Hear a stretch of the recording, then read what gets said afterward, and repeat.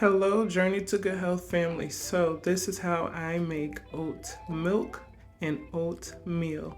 So, first I put the oats in the blender and I let them blend. I only let them soak for about an hour max. This time it was about maybe 30-40 minutes. Again, just want to get all that goodness out. Then I pour it through the strainer just to capture all the oats. And of course the oats are going to be used in my oatmeal.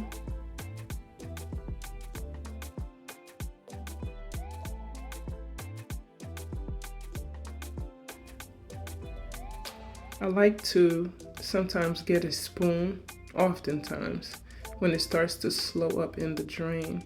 I do a lot of tilting, just so that it can come out the other side. So all that oatmeal is kind of plugging it up from draining.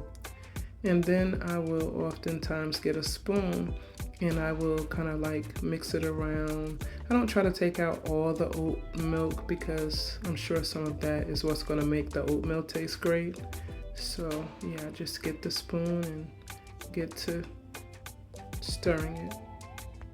Then I transfer it over to my boiling turmeric, ginger, and clove water with a dash of cinnamon.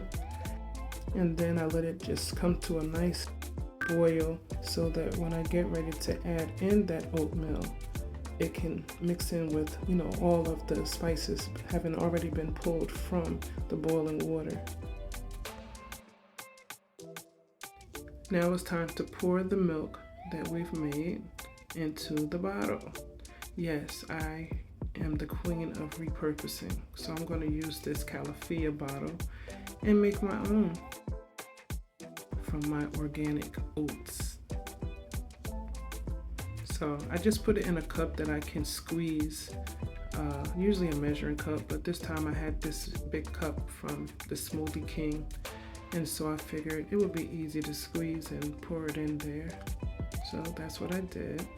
See, now I have some leftover water and oats, and I'm gonna have to strain that as well. I wanted this to be as authentic as possible, so I did not rinse out the extra oatmeal from the last pour. I just want you to see how you save time. All of us are in crunch time these days. So yeah, you just continue to use that strainer, pouring it in. This one, as you notice, is draining faster. Now, if this was going to be milk that I was going to use just for cereal, then I would have poured some water on top because I'm always going to add water. I don't like my milk as thick.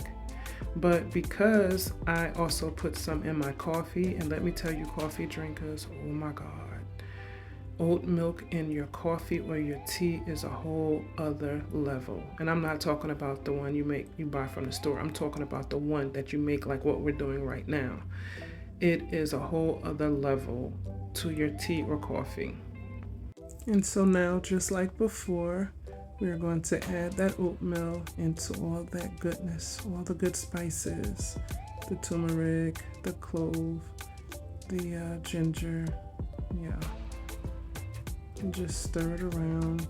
And of course, that's not enough oatmeal. Of course, I could have cooked it all the way down till there was no more water, but nah, we gotta add some more oatmeal.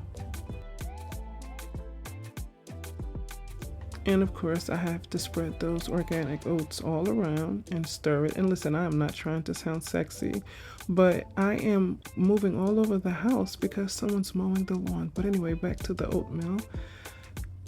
I spread in about 2.5 cups. I didn't mean to have that much water. I was supposed to take some of that boiling turmeric and clove and ginger goodness and put into a jar so that I could also have some tea that I could warm up, whenever I'm not feeling well.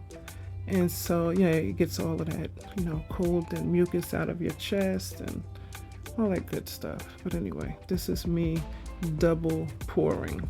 And I don't normally do this, but this time I said, let me pour it twice so that I could see if, I'm getting too many oats in my, because what happens when you pour it in your cereal or whatever, sometimes there's some oats. And so I wanted to pour it twice just to see, strain it twice. And guess what I found out? It doesn't matter. Look at that little bit that I saved.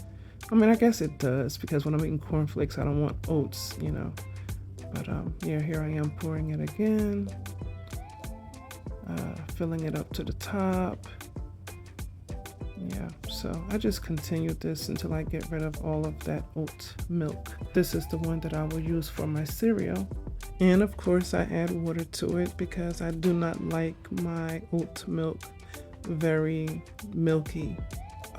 Like whole milk. You know how whole milk is so like thick? It's like just a little lighter than cream. I don't like that.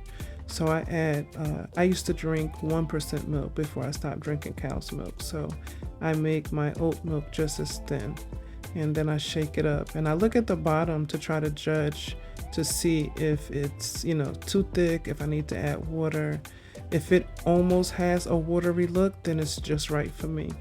But if it still looks creamy, no, unless I'm going to use it in another, recipe or something. So you see, I needed more water. So I just continue until I get it right. And this, my dear, is my oat milk for my tea and coffee, my lovely tea and coffee. I do not add water to it. I wish that I had something taller so that whenever I make my tea or coffee, I would have enough, because this last time I ran out, which is why I'm making it so soon. And I decided to make this recording since everyone was asking me do a video on, actually making it instead of the short that I did previously. So this is me actually making it, and that's my oat milk for my cereal, and the califia or califia, I don't know how you pronounce it, but in that bottle, see, I added more water because I added more of the leftover milk from my coffee mix. And yeah, and then to the right is my coffee milk, my coffee oat milk. You guys have got to try that. I cannot talk about it enough. Yeah, see, my consistency. I actually could add a little more water, but there's no more space, so I just know in my mind I'll add it later. And if I make a bowl of cereal and it's too thick, I just throw a little more water in there. I don't throw it, but yeah. Okay, so look at all the deliciousness in this oatmeal.